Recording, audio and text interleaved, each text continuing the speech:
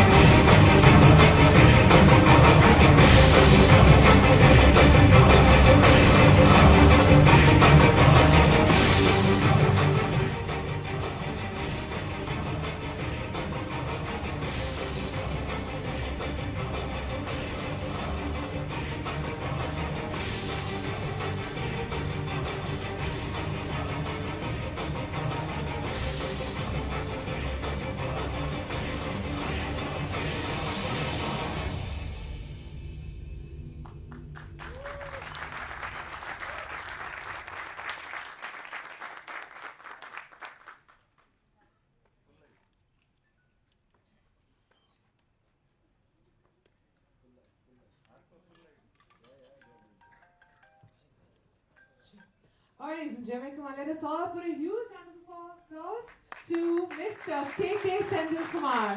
And so may I please have the honor of calling you on stage, please.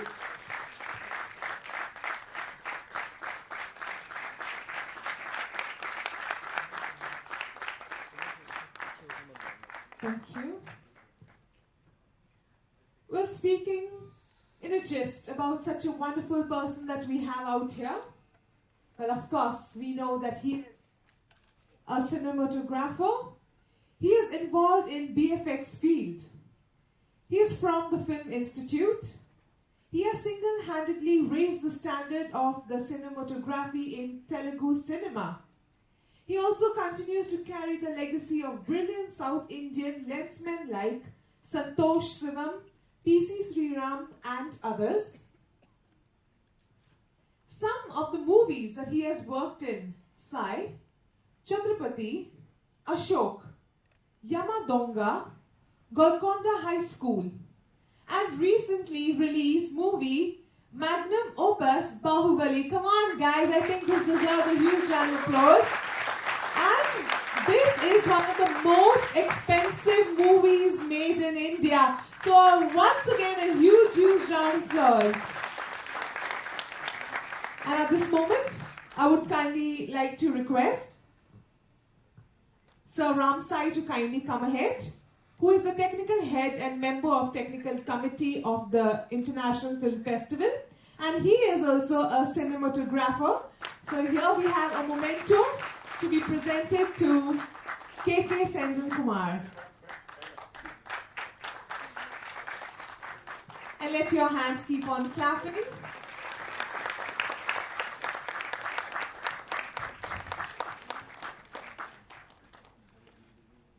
And now I'm going to be handing over the mic to you, sir, and you can go ahead with the masterclass. Once again, requesting you all switch off your mobile phones. Thank you. Once again.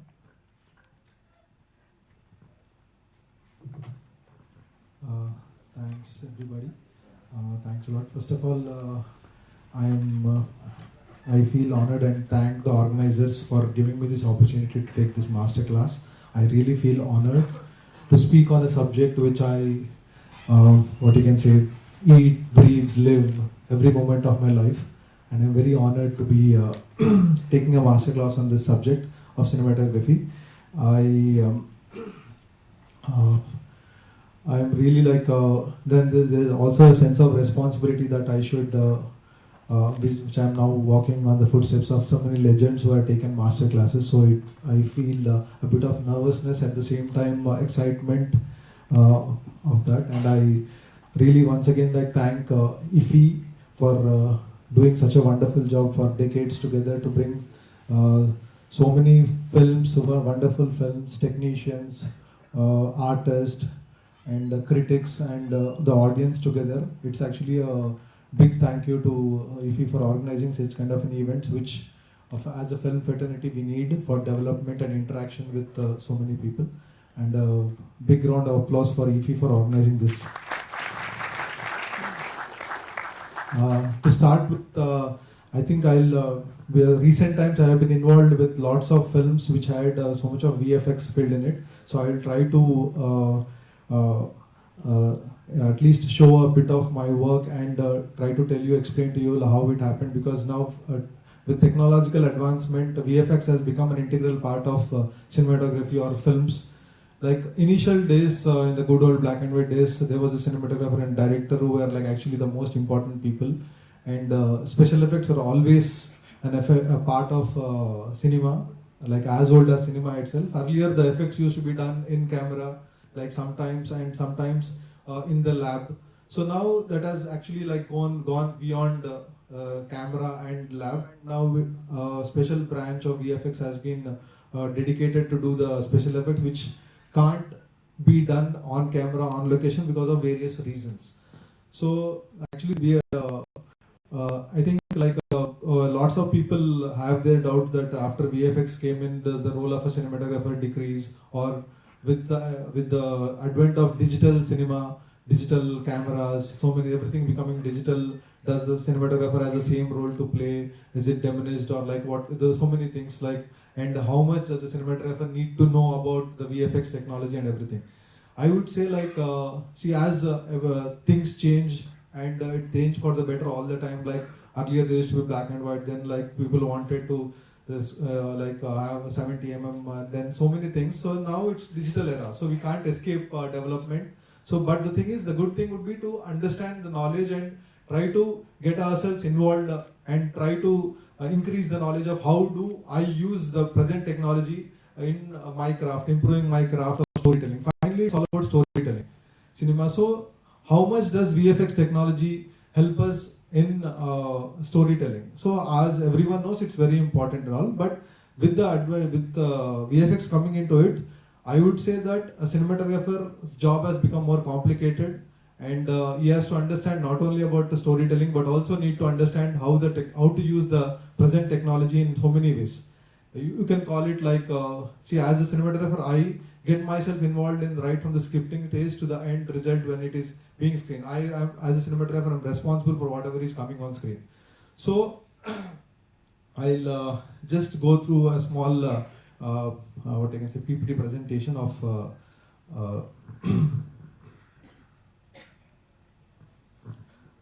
See, like visual medium is something which is like what I can say, like the most easiest to understood. Like just to see it and you understand whatever like is there on screen. You don't need words, and also a cinematographer job is very important. I'll not go through. I think lots of you know what are the basics of a cinematographer, like what it does, how and all. I hope you're all aware of the jobs of a cinematographer in pre-production, post-production, and production stages. Are you aware or yes? Yes or no? No? Oh, okay, okay, okay. I thought like okay, maybe like lots of people here, some professionals are there who are aware of it. Probably some students or someone who is interested probably doesn't know. Cinematographer's job right from the see like it's the cinematographer's job is to help the directors tell his story in a better way using my craft of cinematography. The director, as a director, he has an idea of telling the story. So, but he can't individually do it. So he forms a team of people whom he believes and whom whom he thinks will help him tell a story better. So a cinematographer is arranged, editor, music director, so many of a team.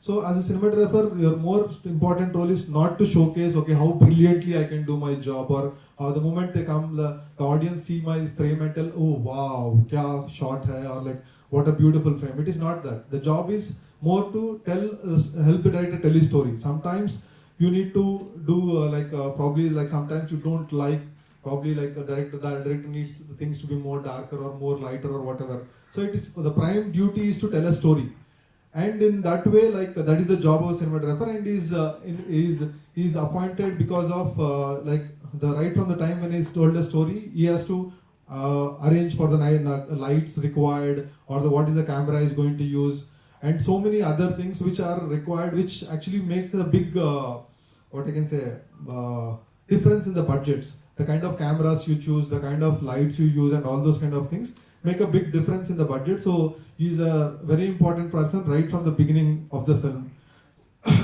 One second.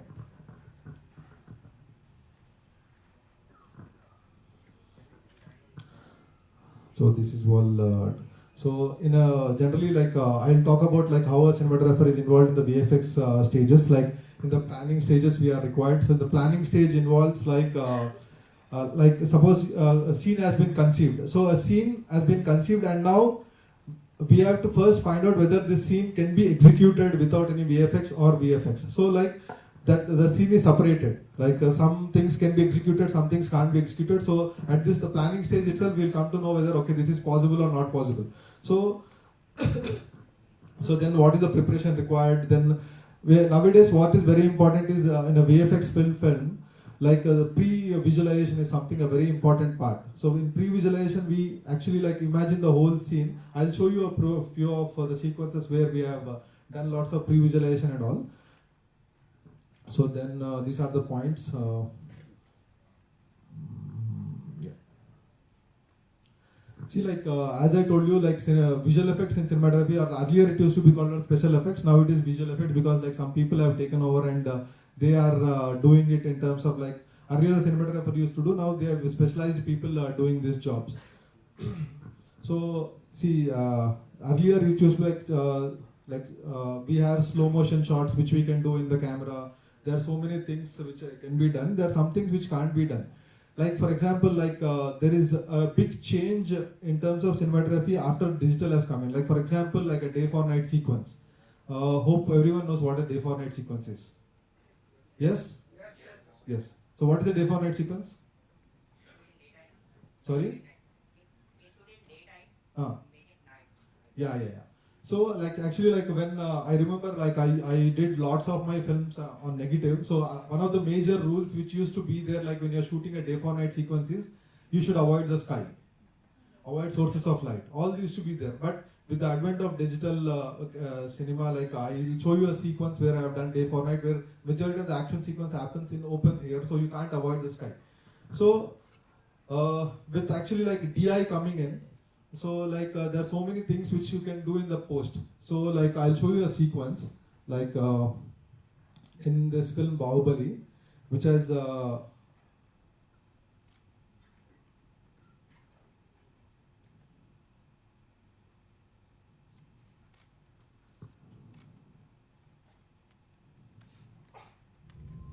Lights off, please.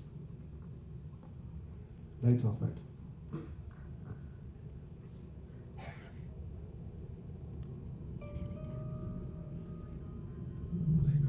Lights off, lights off.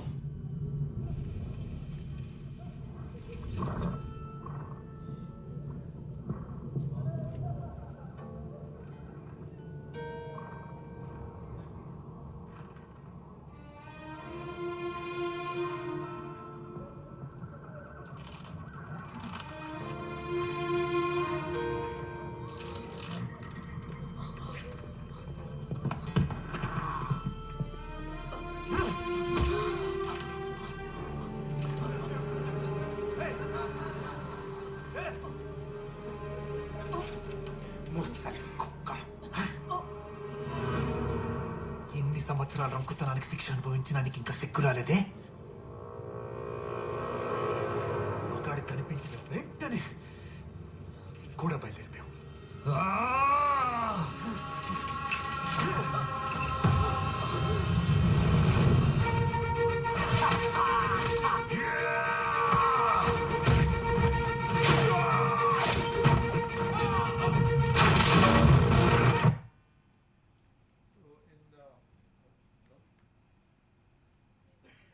Hello, hello. Yeah. Lights. In this day for night sequence, as you have seen, like the sky is not avoided, and so this I could do it because like presently, like in DI, we did something called splining out all the characters which were there in the foreground, and like the shooting itself, what you used to do is, see, generally like the foreground has to be brighter when you are doing day for night, the characters and to, because finally when you dim it down all, we lose all the details. So what we did was like we boosted the characters in the, when you are shooting day, it was like really brightly lit in the foreground and all, and later on in the post we are doing DI, we splined almost each. It's a very tedious job, but I hope it is convincing as a night sequence. Is it convincing by any chance?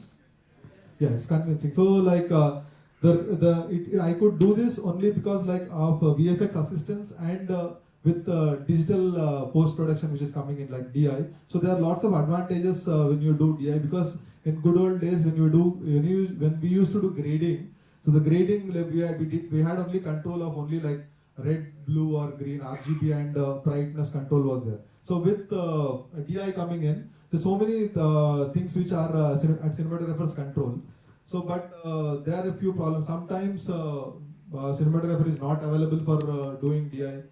So, but I think that if your image, what you have shot, has to come out really good as how you thought, then you are supposed to be, or like it is good that you also are involved in the post-production process when the DI is happening. So, one second. So from there, like I'll just take you through Bahubali, the kind of work we have done for a PFX film. They're like. For example, like in Bahubali, they're like for shooting any preparation of Bahubali was something which was very interesting. Like for example, there's a waterfall sequence. So in Bahubali, hope lots of people have seen. So this waterfall sequence, what we did was it's a huge waterfall sequence which is nowhere in the world. It is probably the longest waterfall anyway. It is around 3,000 feet or something. It is like much bigger than Angel Falls. Angel Falls is the longest waterfall we have in this world. So, but see, we wanted to show it in a most lyrical way. So, for that, a straight waterfall would not be nice. So, what we did was we like, okay, like the treatment was like, okay, this is the base of the waterfall at different points, how the hero is climbing. So, there's so much of pre-planning went into it, and each point, okay, like how do we do it? Then after that, like it was, sorry.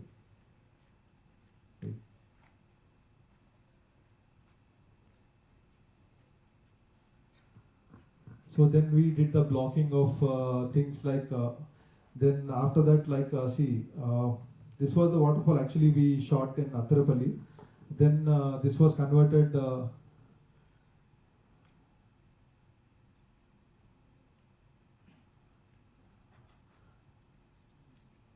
this is the extension which we did actually, like. So I'll show you a waterfall sequence. What we did in Bahubali song, and then if you have any questions, I can answer, because it will be If I keep talking at 3:30 when people want to actually have lunch and sleep, it will be too boring. So I'll show you the waterfall sequence and we'll make it more an interactive kind of a session. That will be a better thing actually.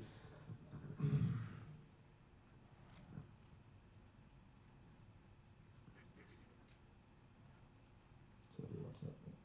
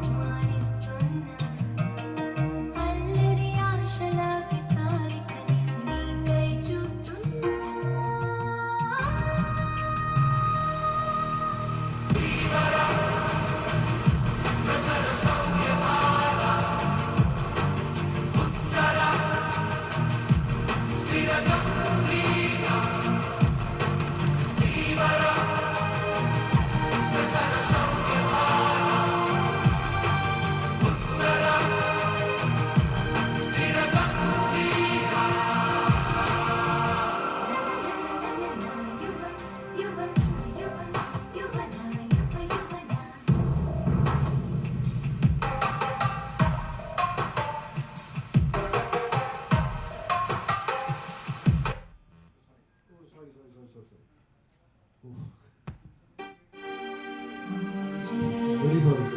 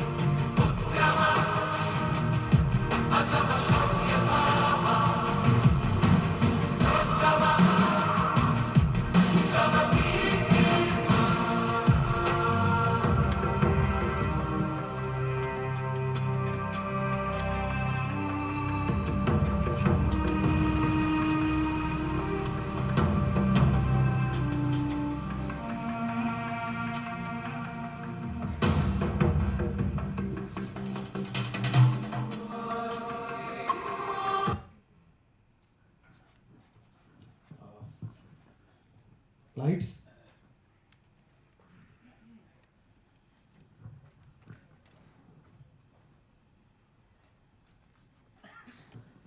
So before the song, what we did was like, see, like the whole song we did.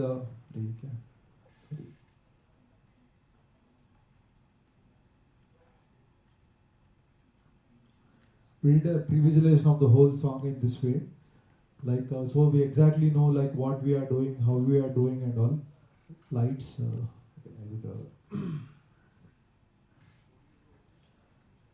Hope you see. Can you see this? Okay. एक बार lights off करो ना. I'll take it again. Sorry.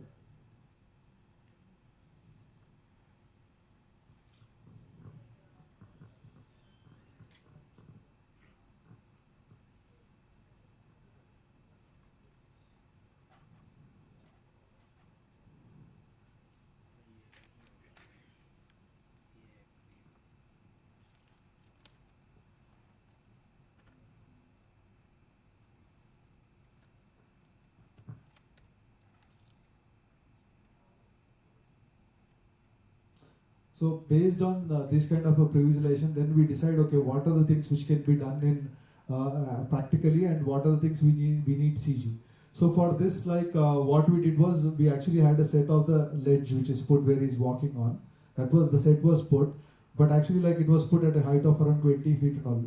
Because we needed the height because when we go to height, your body language actually is slightly different. When you're suppose you're just walking on the ground, it is different. So we could have easily done it on 2 feet wall, but we actually wanted him to have some kind of, obviously the hero was wired and all, but still like we had put it up a ledge on it, and then then we like shot like whatever we wanted to.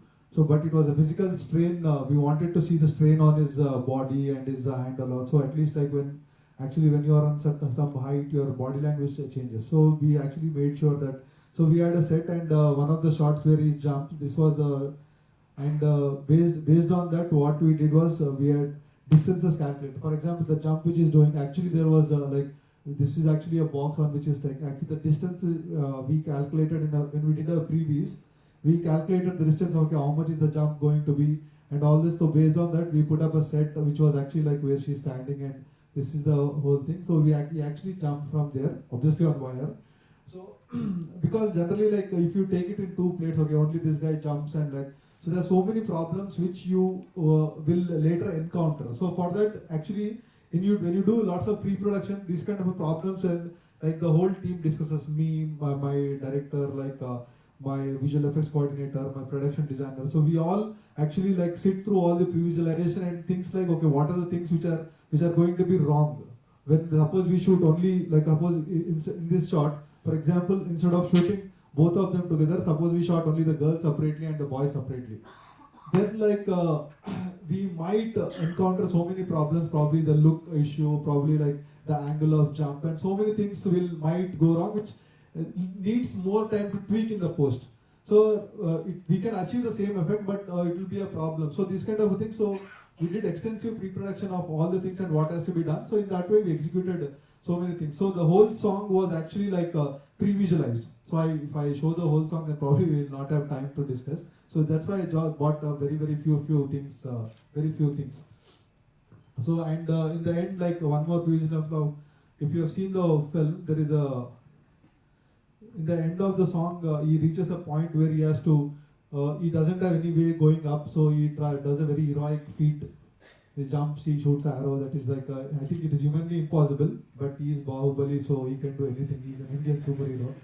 Superheroes can do things which are not humanly possible. So in this way, like I'm showing example, because when you do pre-visualization, so lots of the things you get answers to it. First of all, whether the idea is working or not. So you will get an idea whether the idea is working or not. Then according to that, you can put a music or like whatever you want to see, and you can show people. And then budgeting, because budgeting is a very important issue. Like so, like you can what I can say, you can cut down your costs, wearing that okay, this shot is slightly more expensive, so we'll not do it. So we'll try to find an alternative. Because or else generally what happens is like a director has an idea in the head, so he has to convey it to other people. Because for example, I say I like a rose. So the rose icon, like a Malaysian rose icon, like Indian rose. So we don't know what rose we are talking about. So to get the whole unit into one plane, so either like you do first concept designing, then you do storyboarding. Then after storyboarding, like this is the best way to do pre-visualization, because like now everyone is in a plane. When I'm talking about a ledge, I know what kind of a ledge I'm talking about.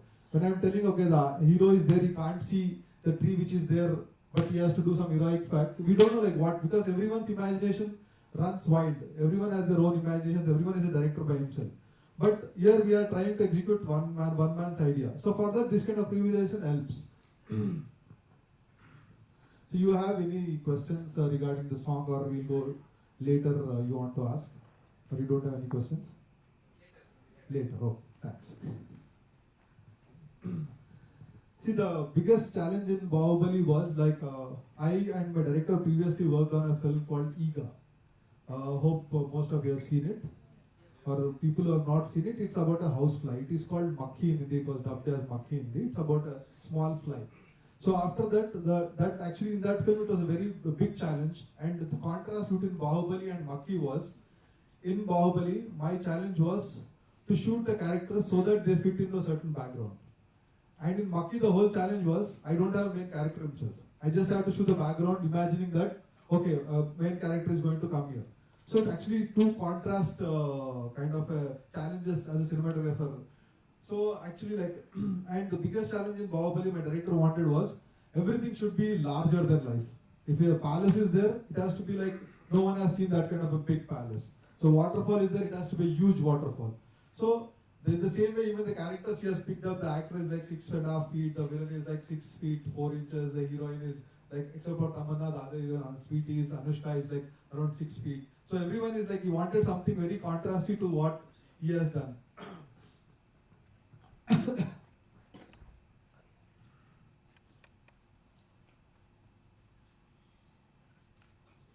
So like I'll show you a clip from Ega, the film about Makhi, and I'll tell you like why I have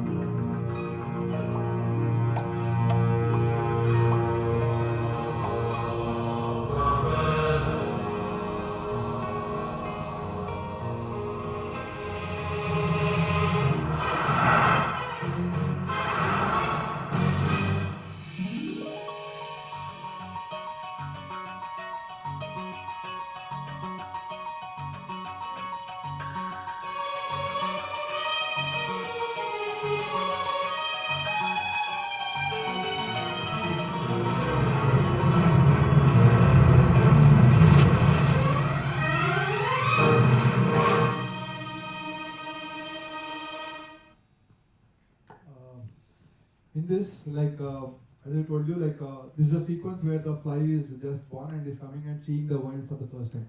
Now the director wanted the whole world to be seen from Makhi's point of view. That's the fly's point of view. So we don't know how a fly looks at things actually. So it's just the director's point of view of like how he wanted. He wanted everything to look massive and giant.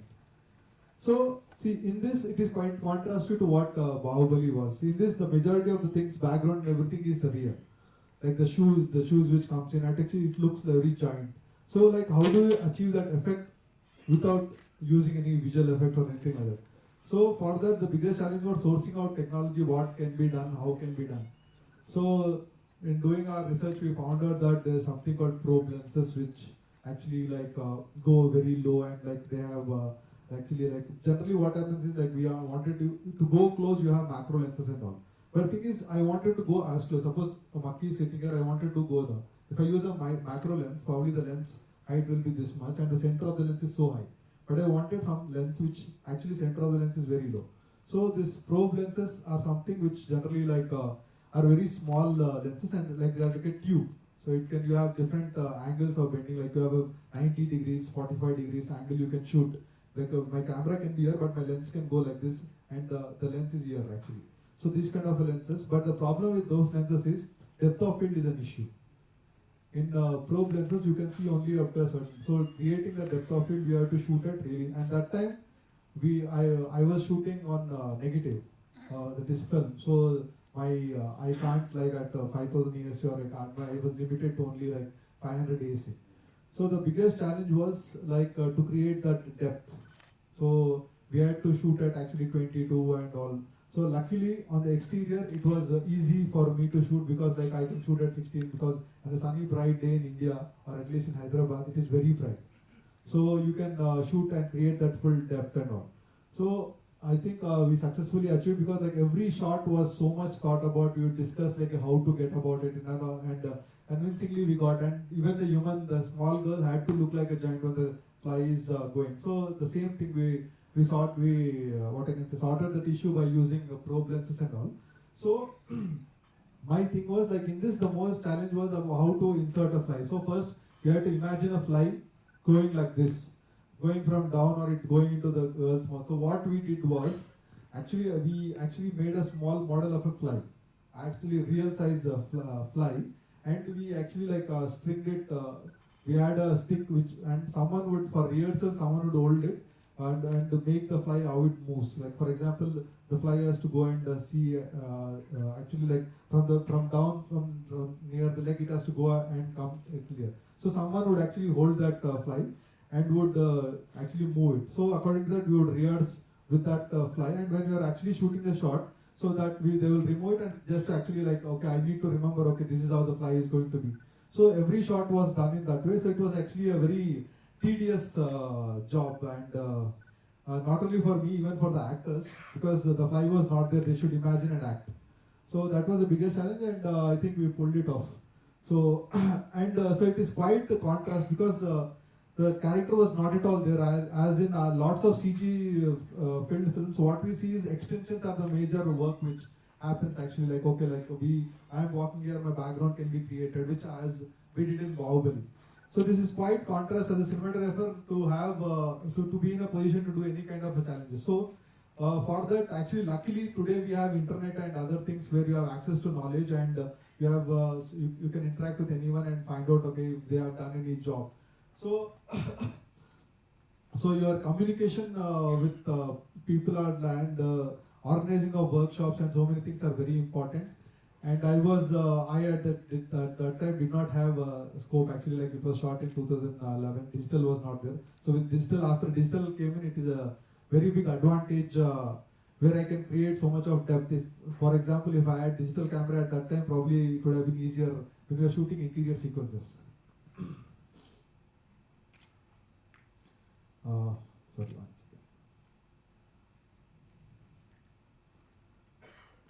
So in this sequence, I will show you in this sequence is actually the end of the film Iga, like where what happens is he's killing, and the fly sacrifices its life, and it's trying to save the heroine. So in this, what happens is in the end, what happens there's a huge fire is created, explosion. And the explosion we can't create in real because the character is standing so close. So we had to obviously be in CG. So for that we had to actually create such a huge light source which actually replicates so much of, because on that if we create lighting in CG on a real character, it will look very fake. So the biggest challenge always when you are doing CG film is whatever the interaction which happens in terms of light, we should always try to create on location as much as possible. So in this sequence, creating the light was a big challenge. I'll show you this sequence.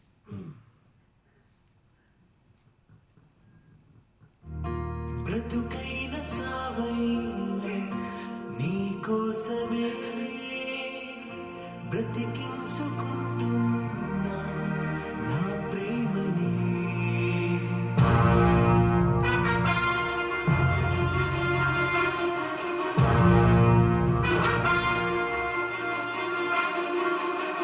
కాల్తది.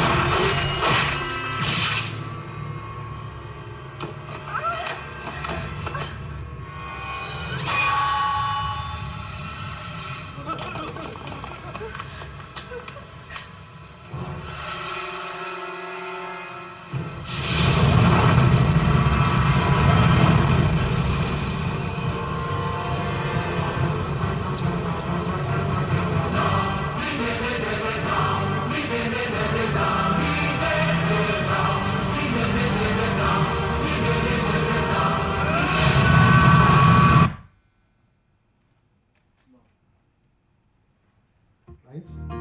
బ్రతుకైన చావై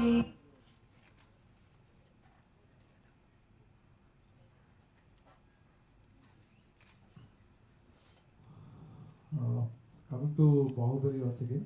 So we had lots of concept artists working on every aspect of our film. Like we have a darbar sequence. So according to darbar sequence, first we had an idea of okay what the darbar should be like. We did lots of research and told okay like darbar should be something like this. Artists were working on it. Okay, like how is it going to look? How should it look? So after this, okay, like this is how the characters have to be placed and everything. So after this, my biggest challenge was okay now getting this onto the screen. So okay, as an artist, you have so much of freedom.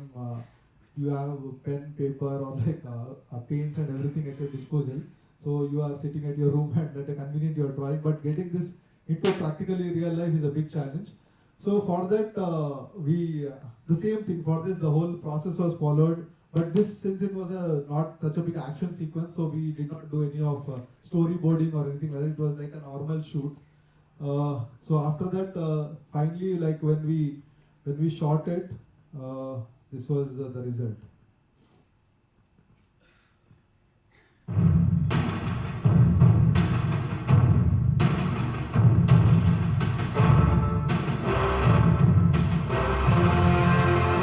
శివకామిదేవి.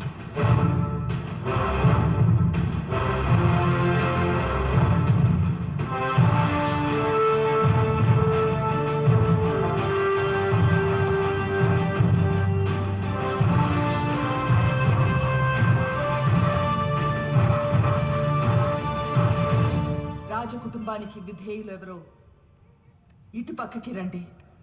ఆడదాని వెనక ఎవరుంటారు శివగామి?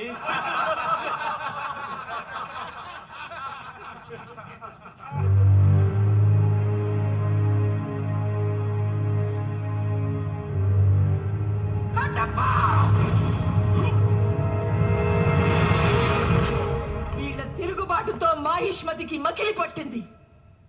రక్తంతో కడిగి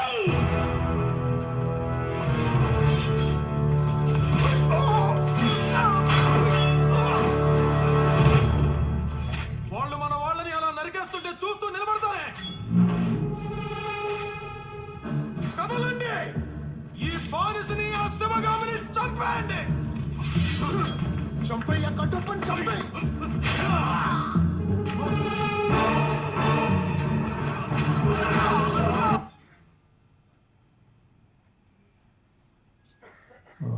So okay, that was it. The biggest challenge here was we put up a set, and now the thing was like, should we put up blue screen or green screen? So what is so why blue screen, why green screen? I think lots of people know. Now putting up when you're shooting such a big sequence, now that becomes a very important issue. Whether like you're shooting in blue screen or shooting in green screen. So does anyone have the answer of why? What is the difference between a blue screen and a green screen? At least in digital era, like what is more convenient for compositing and keying? Does anyone have any idea? Why? Sorry? But why?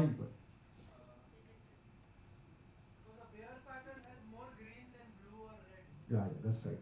So like after digital sensors, digital sensors, that is why the knowledge of knowledge is very important. Like so you can just say okay, like if the blue, if there is no dress, if you are wearing a blue dress, put a green screen, or if you are wearing a green dress, put a blue screen. No, it is not like that. Green screen is keying is better in digital because like there are lots of the number of green pixels in a sensor are much higher, and the clarity with which green is registered on digital is really sharp. So it becomes a very. So these are the decisions which a cinematographer should take when you are shooting in VFX film. So for that, the knowledge of even the cameras and the green screen and how to light it up. Just putting a green screen doesn't work. So you have to light it up in a certain way. Like okay, the artist has to be lit in a certain way. Artist obviously you will light it according to the mood of it, but the green screen has to be lit in a certain way that it doesn't disturb the mood of the light, and at the same time it is easy to key. And see, like lots of the times we follow the concept art of what we want, but sometimes what happens is like for example in a sequence, there is a scene in Bahubali which is called a war room discussion. So we wanted to design the whole room like this because like we wanted it to be a night sequence and all. But as we were shooting, there is a sequence in Bahubali. There's a war. In the war sequence, there's a big curtain which there's a curtain is used. Cloth is used as a weapon. So once we were shooting inside the cloth, we found that the color inside the cloth, the red color was really very vibrant and it was so beautiful. So my director suddenly told like, okay, like this is definitely good, but we'll try to do something which actually will be good because like we will suddenly like the whole idea changed when we saw it. Like what the director told us, now the war room discussion we'll not do in the palace, we'll do it on the war location itself. There we'll have tents which will be in red color. So like so that will be dramatic. So now my thing was like, okay, the light which comes into the tent is through the cloth. So now the whole thing becomes red. So it came out interesting actually, like.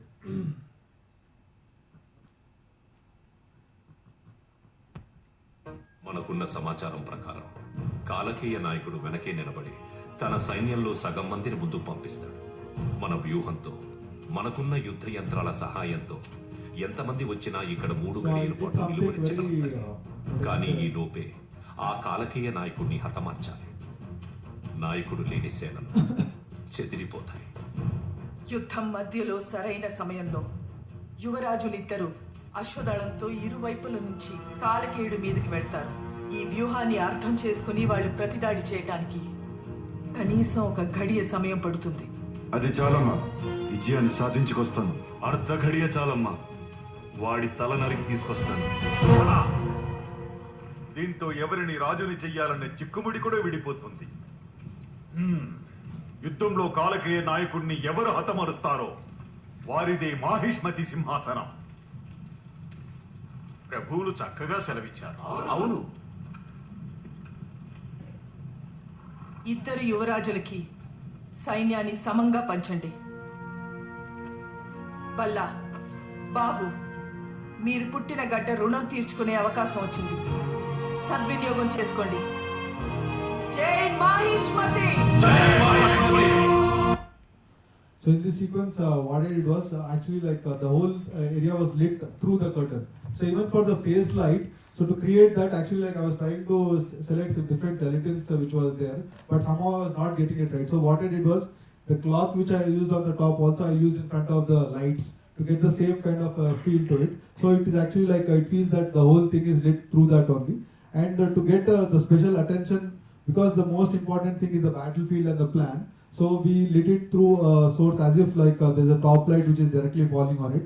So to create that enough an interest.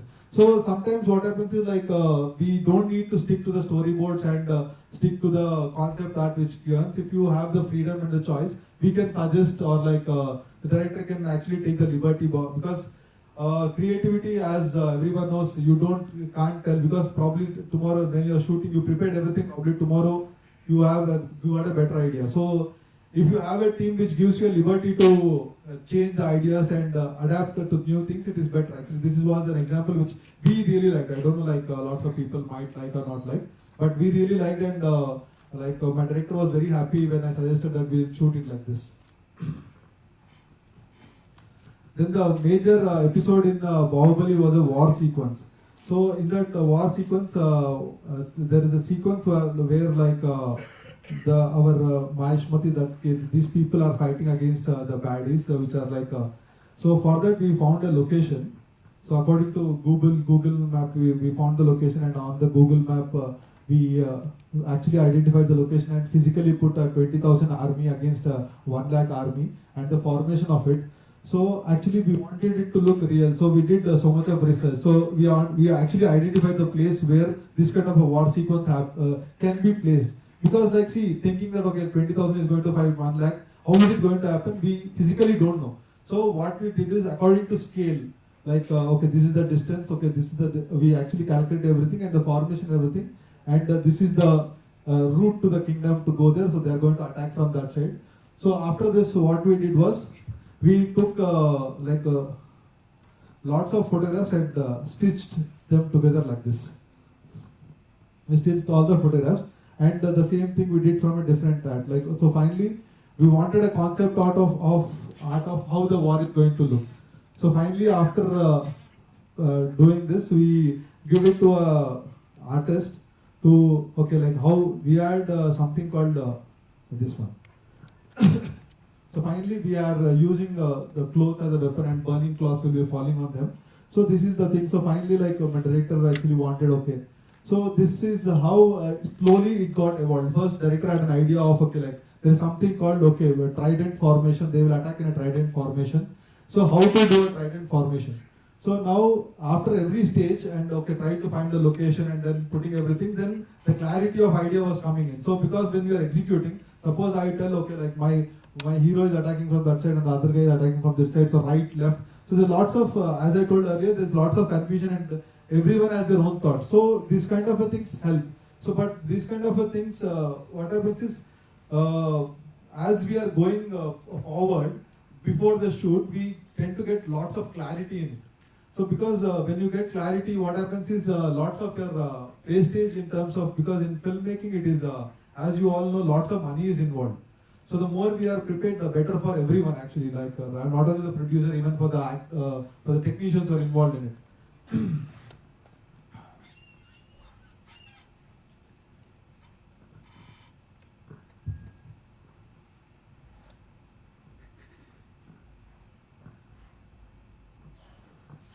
So for the war also, like we have something called a shield formation, like which my director told. So we did a previs of this.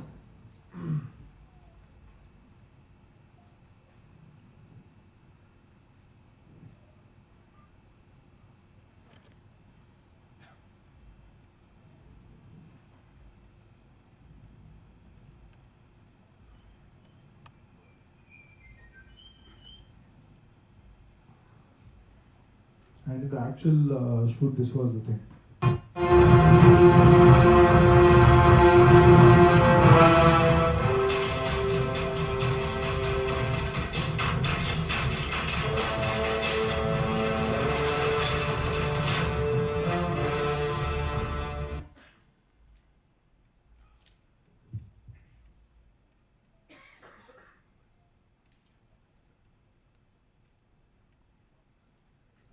One more interesting thing was like there was a very important sequence in the film which was like in between the war that there's a motivational speech which has to be given. So now we had lots of concept art and we did it like a playback. Like generally when how we shoot songs, so we did it like a playback. We had lots of like this concept, this storyboards, and we made a playback like this.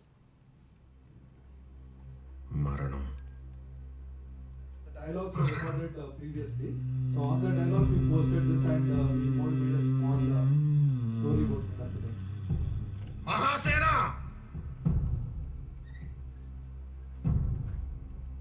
జెండా నేల కొరిగితే అది మరణానికి సంకేతమా? మన తల్లిని అవమానించిన వాడు అదిగో కళ్ళెదురుగా నిలబడి వికటాటహాసం చేస్తున్నాడు. వాడి తల నరికి అమ్మ పాదాల కింద పాతకుండా వెన్ను చూపి పారిపోతే అది మరణం. ఆ మరణం కళ్ళలో కళ్ళు పెట్టి భయపెట్టడానికి నేను ముందుకు వెళ్తున్నాను.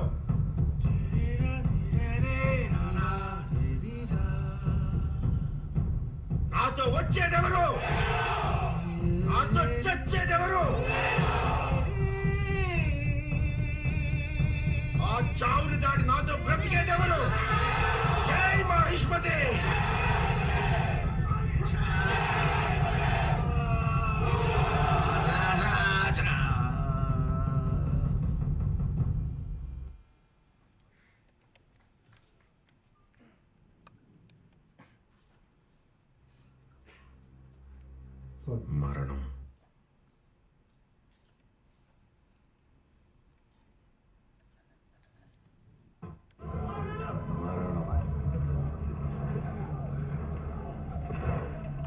మరణం వాసన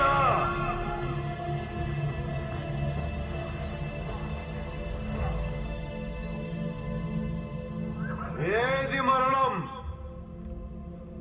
మన గుండె ధైర్యం కన్నా శత్రు బలగం పెద్దది అనుకోవడం మరణం. రణరంగంలో చావు కన్నా పిరికితనంతో బ్రతికొనడం మరణం. మన తల్లిని అవమానించిన నీచుడు కళ్ళెదురుగా నిలబడి నవ్వుతూ దిగజేస్తుంటే వాడి తల నరికి అమ్మ పాదాల కింద పాతకుండా వెన్ను చూపి పారిపోవడం మరణం.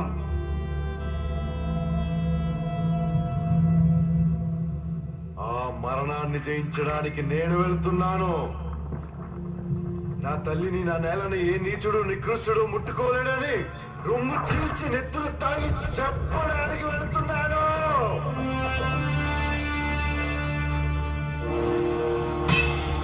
నాతో వచ్చేదెవరు? నాతో చచ్చేదెవరు? ఆ మరణాన్ని దాటి నాతో బ్రతికేదెవరు? జై Mahishmati.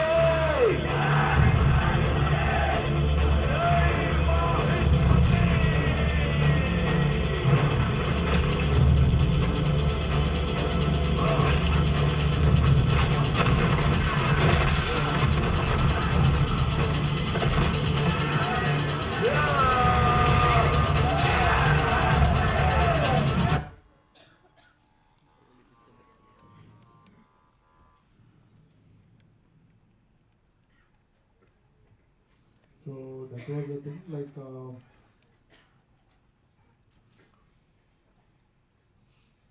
So for this film, I used generally so I had the choice of picking up the camera. So I did lots of extensive tests with all the cameras. So finally, I found that Alexa XT was the best camera possible for our shoot because we had to shoot in varying conditions. Actually, we shot in the heat in Hyderabad to -10 degrees in Bulgaria to very what I can say, the completely rainy Mahabaleshwar in September.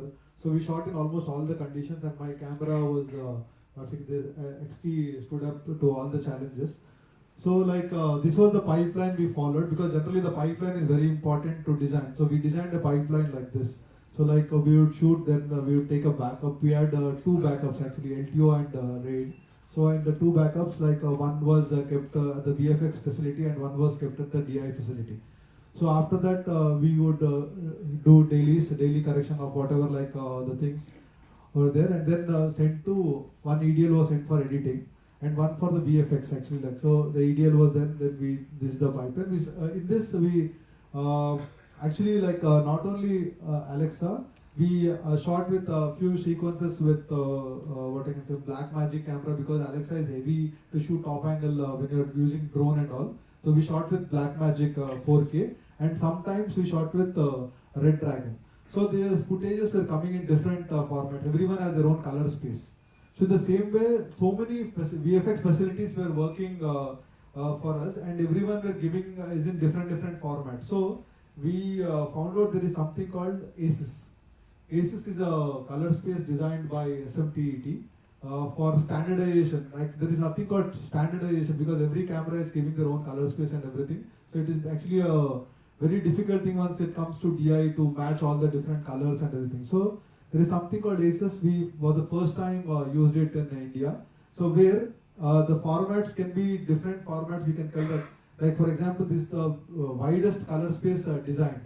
So any camera's information and it is around 64-bit information can be stored on it. So till date, all the cameras or any facilities which give any information of the image can be put into this ACES, and it will be a standard thing for anyone to follow. So that really helped us in the post when we were doing. And so actually, yeah, this is the thing. So and we released this in one of the biggest screens in the second largest screen in the world, which is in Prasad's Hyderabad. There's a theatre called Prasad's, which is an IMAX screen, which is the second largest screen in the world.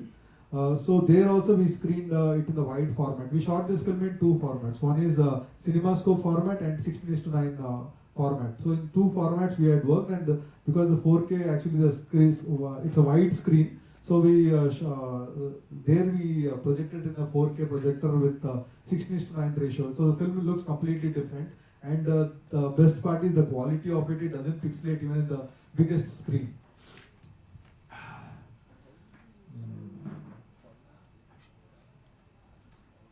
So we are almost to the end of it.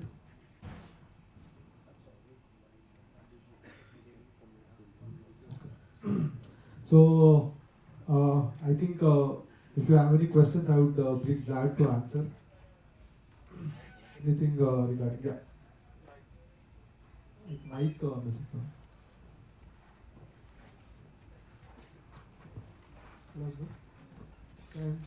Sandeep Shah. I'm a cinematography student. Sandeep Shah. Yeah. I'm a cinematography student. Yes. So my question is, can you explain a few tips regarding with chroma lighting? In Bahubali, there is around 70% of visuals are shot in chroma. So what are the obstacles you faced in chroma lighting? The major problem we faced was like we had huge sets. So like the chroma key generally like you said like we were shooting in Hyderabad. There's a floor called BSF3, which is actually like at 150 feet by almost 300 feet floor. So the walls were actually like the side walls were almost 50 feet. So lighting up the 50 feet chroma from top to bottom was a big challenge. So like as you told, like as I told in green screen is a better choice because even if it is slightly lower light conditions, it is easy to key. So like and the thing was like so what I always make sure when I are shooting in chroma keys, my set is at least a minimum 15 to 20 feet away from the green screen. It is not close to the green screen. If the green screen is there, my artist won't be standing here. So I want my set at least, so that's why we choose the biggest floor. So my set starts somewhere here, so I have a space to light up the green screen both from above and down. So that was the thing. And lots of the time it is not possible to do it that way actually, because like in sometimes the space constraint and the artist has to, all your properties have to be close to it. So the best possible way is to actually like nowadays LED lights are there, like which actually like come in very thin line, so you don't need so much of space. But try to get innovative ideas of hiding your light when you are lighting green screen. That is a very important thing. And a certain brightness has to be maintained. And it is always better to light up green screen with diffused light. Don't use specular lights on it because the fall off of the light will be sharp, and some areas in between two, suppose you are using 4 lights to light up it. So when you are using 4 lights, in between the fall off will be very sharp. So that's the problem. So it's always better to light up green screen with diffused light. It's always a better option, which I've tried, and actually VFX facilities are very happy with it.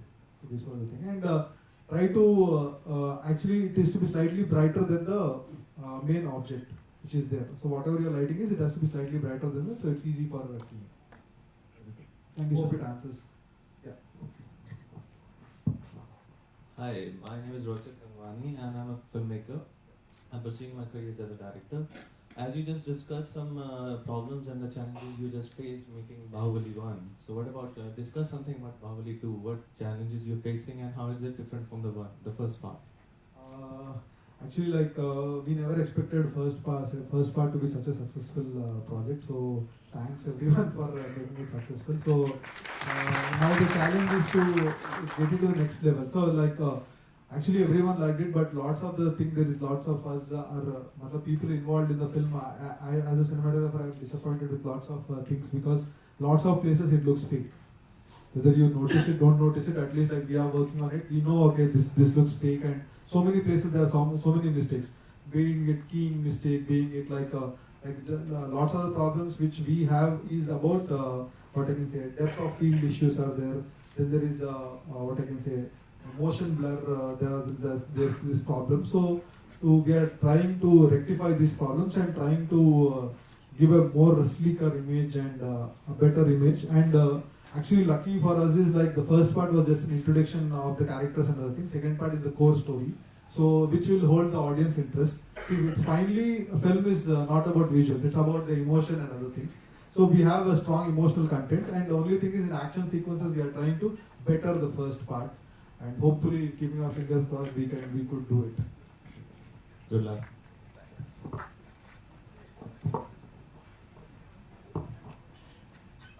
After hearing the Bahubali story, which movies you used as reference? Actually, initially, we had lots of discussions. So we had lots of references right from lots of period films. Like one of few films which I like visually are Gladiator, and lots of period films right from Little Buddha to whatever till now. What are the films which you have been seeing?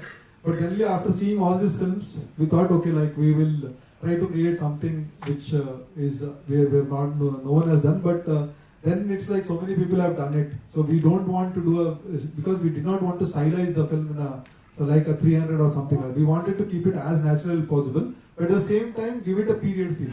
So period feel was to get the right color in terms of the kind of amount of desaturation which is required. At the same time, we are not trying to make a statement and tell that, okay, our visual is going to be completely different. That is not the motive of it. It is to get the authentication right. Okay, when they look at the visual, it will look like, okay, probably it happened at that point of time.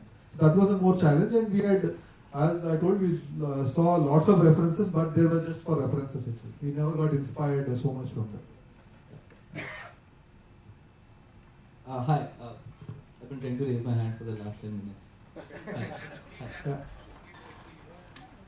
Hi. So I have a question which is related to a specific scene in Bahubali. If you can remember, I'll tell you the scene. Yeah. I sort of want to know how you sort of made it. So there is this one scene in the battle sequence when this Bahubali guy sort of launches a sea of arrows into the villain's kingdom, and how the scene unfolds like this. So you sort of the camera sort of follows the ascension of the arrows, and then when the gravity calls, it mimics the motion of the arrows in the sense, when it sort of dips because of the gravity. The camera sort of accelerates downwards with sort of astonishing rapidity. So I found that visually very, very striking, and I think even after 4 or 5 months, the scene has sort of not left me. How do you guys sort of incorporate the physics of the? Actually, what happened was, we actually have something called an arrow machine in this film, which our hero's brother, that is Balal Deva, use it. So the machine is there are so many arrows stacked in it, and with one, instead of just pushing it, it's a machine which just pumps it, and the moment that the bag comes and hits the arrow starts flying. So physically it is not possible.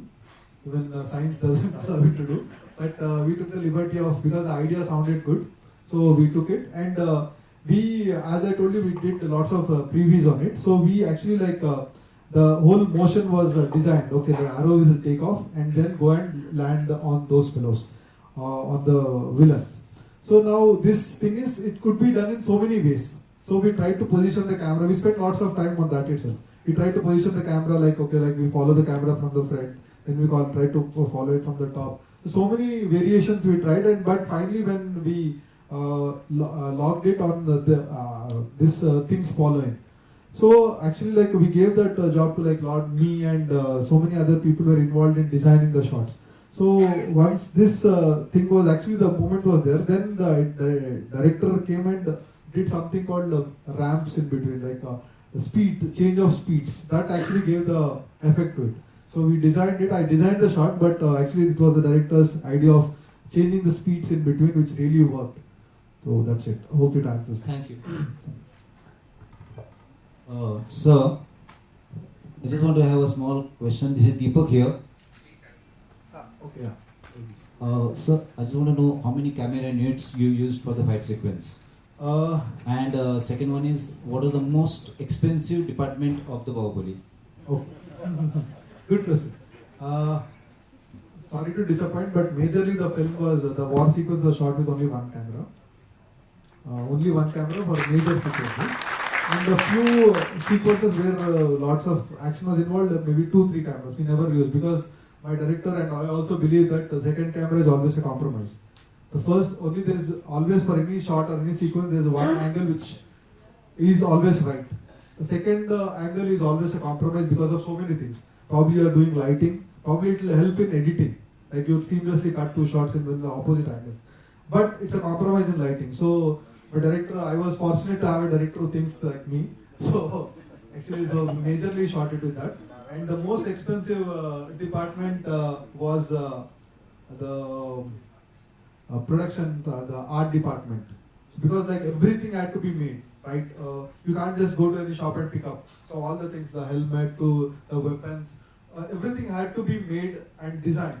So that took lots of time. So we almost spent 1.5 years in pre-production. Like every character, I don't know whether I have, like every character was designed actually, like Katappa Fatal, how his helmet has to be, what his armor has to be. Even the Devasena character when they sing. So every character was designed, and based on the body measurement, we had to make their armors, their helmets, and everything. So the most expensive thing was the art department, and lots of the set was actually constructed.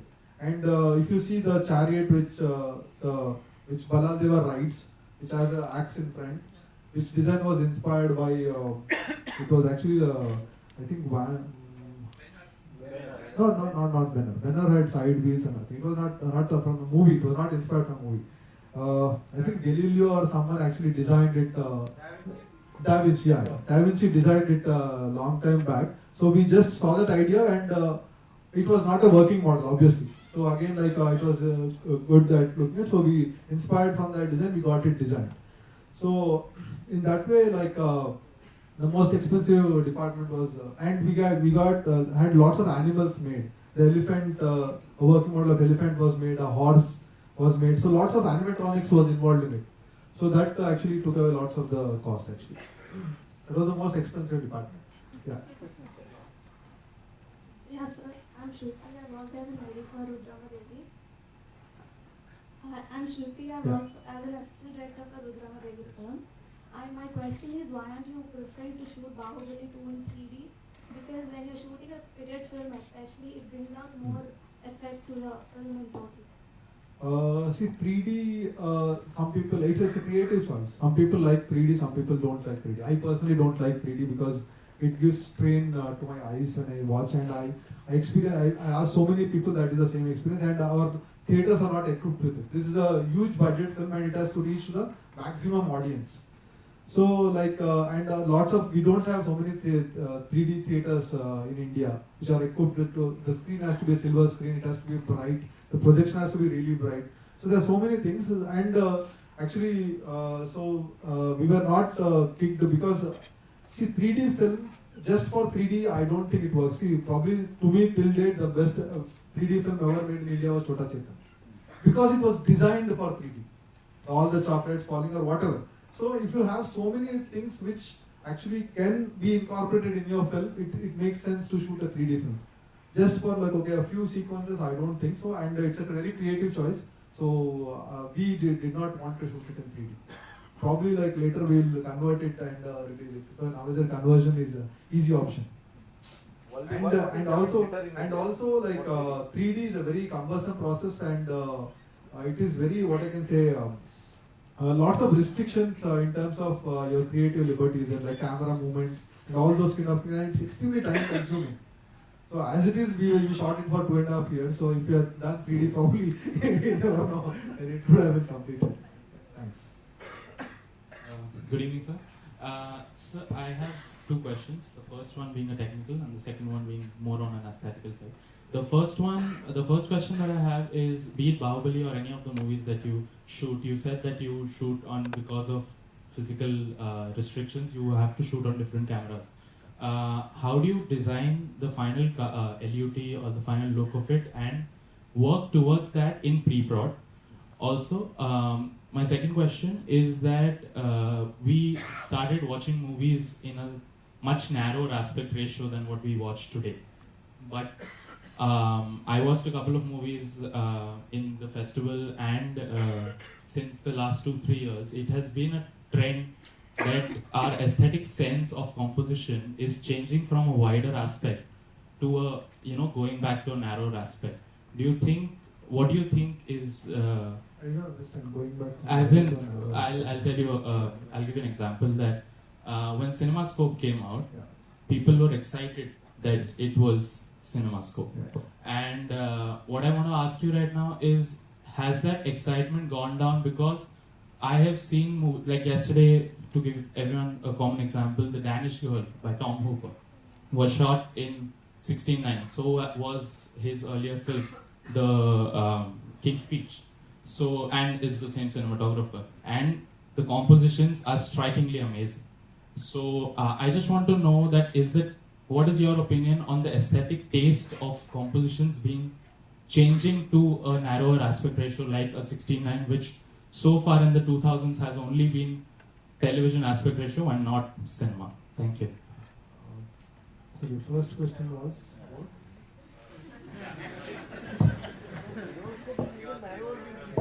Actually, you can answer the second one first. I can ask you the first one after that. See, first of all, I did not got confused whether it's a narrow aspect or it's a square aspect. Narrower in the sense it is long.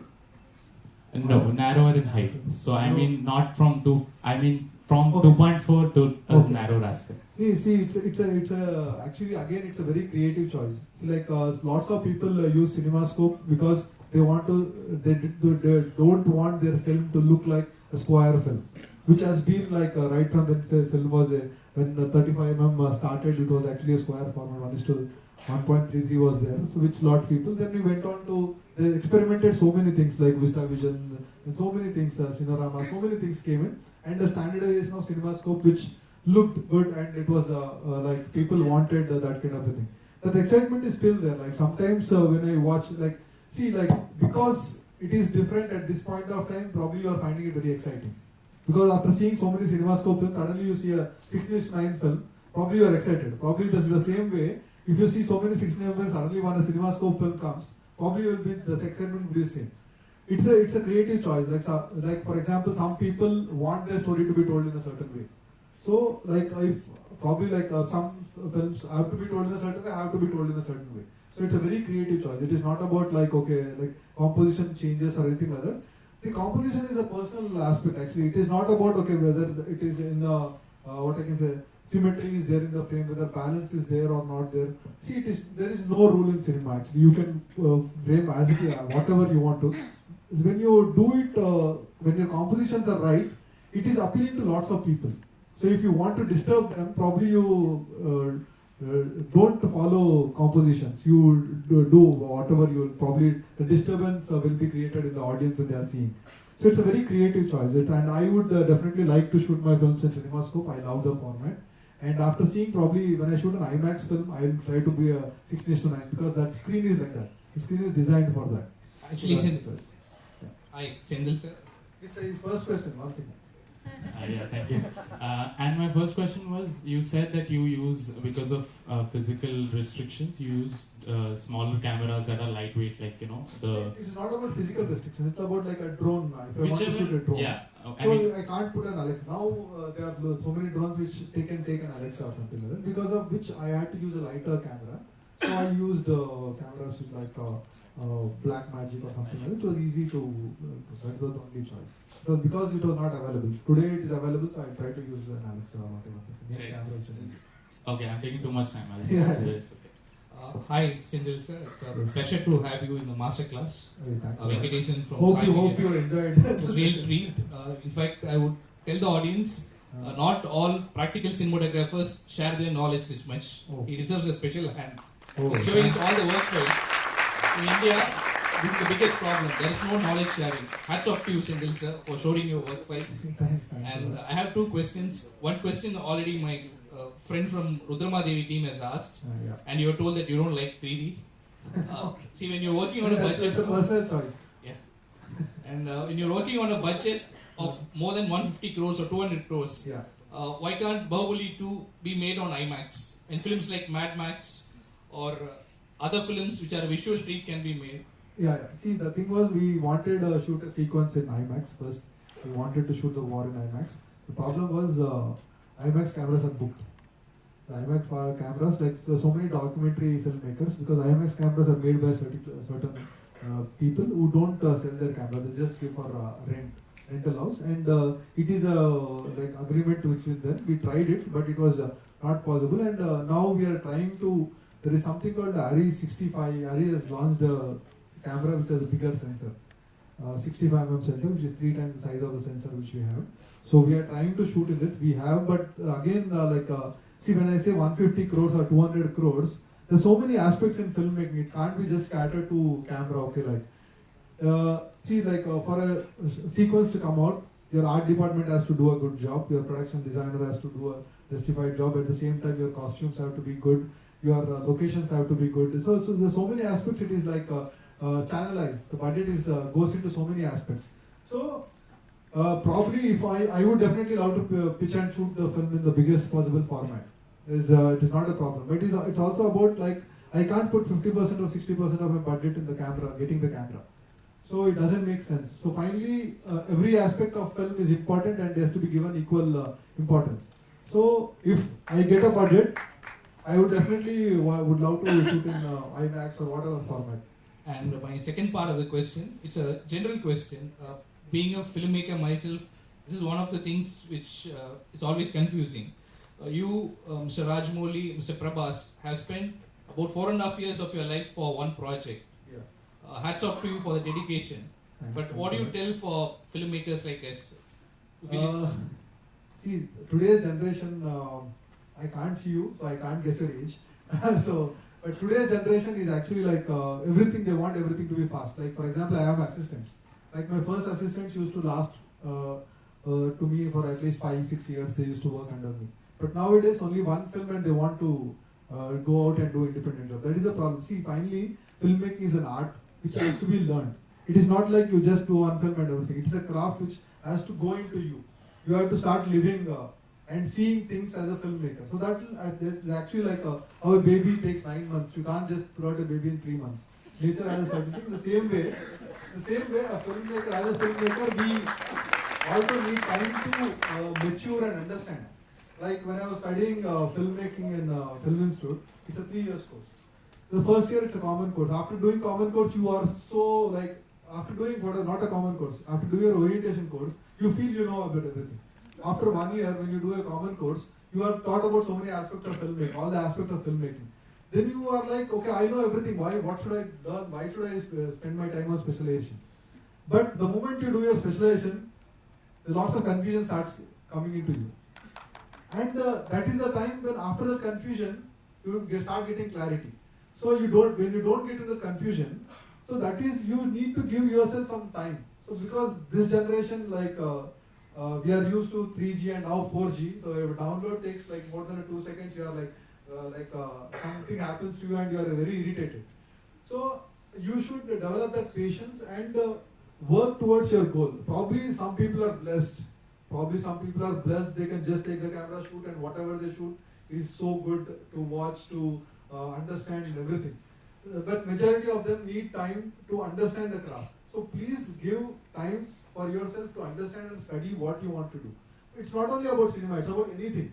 If you want to be a doctor, you need to do a 4 years course, or like after that you need to work under someone to get experience. In the same way, it works. But with digital coming in, everyone who holds a camera is a cinematographer, everyone who is besides him is a director. So I would appeal to the younger generation is give some time. Okay, you do it, probably not 3 years, probably 1.5 years. But try to do something, understand the medium of art, of cinema, and give your time, and yeah, that's it. That is what I want to tell. So give yourself time, take a script, understand what is going to be done. Thank you for honest feedback. Thanks. Sir, I have a question for that you saw now one picture about day for night. Yeah. Sir, what kind of problem you have faced related to the shadow, which is created by the real lights? Sorry, I did not understand. Sir, when we shoot in day for night, Yeah. mostly we are using the real light sun source. yeah. Sir, so there is the hard shadow. Hmm. So how we can cut that shadow? No, you don't need to, because I have actually luckily to new generation cameras which are coming in at AS, Sony AS or something like AS7, which is actually brilliant latitude. So when you actually shoot in moonlight, you tend to see shadows in that way. They are hard shadows. But because of the contrast is so low that you can't perceive it when you with your real eyes. So actually when you go to a jungle or somewhere where there is no light source, because light source generally disturbs the moonlight to a great extent. So when you don't have any source light and you actually are, probably you go to a village, in city it is not possible, I think so. You go to a village or somewhere, when you actually have a full moonlight, you actually see your shadows, it actually looks like harsh shadows. But because of the very low contrast which is there, you can't perceive it as how you perceive it in daylight. So you don't need to cut the shadows. Thanks. Yes, sir. One small question. Yes, sir. How far we are very near or far to Hollywood productions when compared to utilizing technology and achieving results? It's an interesting question, sir. It is not a small question. Sir, we are far behind them, sir. Because, for example, they develop technology for their film. The simple answer is, like, for example, there's an effect in Matrix, for example. They wanted that kind of a shot. They develop a technology around it, or for a matter, Avatar. So they develop technologies based on their requirement. They write their software to do it. But what we do is we take off the shelf. So this is the technology available, so in what ways we can use it. So there's a huge difference actually. And we are lacking behind, not only about the budget, but technically they are superior to us in many ways. So actually the gap is closing. So probably in the future we might be in a position to do like them. But honestly today, they are definitely far superior to us, at least in technology wise. Probably content wise and other things we are superior. We have so much of content if you want to tell us stories. Every region has so much of stories to tell. But definitely technological wise, we are definitely far behind, lagging far behind Hollywood. About human resource, sir. Sorry? About human resource. Okay. So that's what, like, see, if given training and put at the same position, probably we are more capable to do things. But again, it's all about opportunity and desire to do something. The problem with, I have seen most of the things in my small experience is, like, we want to do everything ourselves. The specialization aspect is not there in our culture. Like but when I meet lots of these foreigners, when they are doing one thing, if that guy is doing keying, for example, he wants to be specialized in keying. But here, if I go to a VFX artist and tell, his portfolio will have all the things. He can do compositing, he can do keying, he can do everything. The same way with the thing. So when you get into specialization, that's where your excellence comes in. So we are just lacking behind in that, what I can say, specialization thing. So if we probably, but we are definitely we Indians are like far superior in terms of adapting to things. So when there's someone comes up with something, we'll adapt it to our situations. One more thing, sir. The producer has to be a knowledgeable person to understand cinema and then invest. 100%, sir. 100%. If you have a better producer who understands, for example, like I'll give an example of my film Bahubali. So which our producer invested around 220 crores in this film, which is not to be heard of in Indian, and that too in a regional film. It's not a Hindi film or something like that where you have at least the chances of recovering that. a regional film, which the maximum biggest hit collected was around 80 crores. Investing 220 crores in a film is a big challenge. So he did it because he had a vision that it has a potential to collect that much of money, and he had a plan to sell that. So he knew, okay, this Bahubali is a story, which is a visual story, which is set in medieval India. So which is like it is like, for example, it is a universal story. It's a royal family politics, which is anywhere. Like you take, for example, Greek mythology, you have politics to Mahabharata, whatever. Like. So that is easy to understand. And he had a vision of selling it to regions which has not seen regional cinema. Like for example, he promoted it in so many film festivals. Like in Busan, he promoted it in the market, which was screened in a big way, and they liked it. Cannes, so many festivals. So there, now this month it is releasing in China in a big way. It is releasing much bigger than what it released in all the languages of all the Indian languages put together. We release around 4,000 screens, 4,500 screens. In China, it is going to release in more than 5,000 screens. So when it was released in a region called Latin America, it was released. Then we are planning for a South Korea release, Japan release.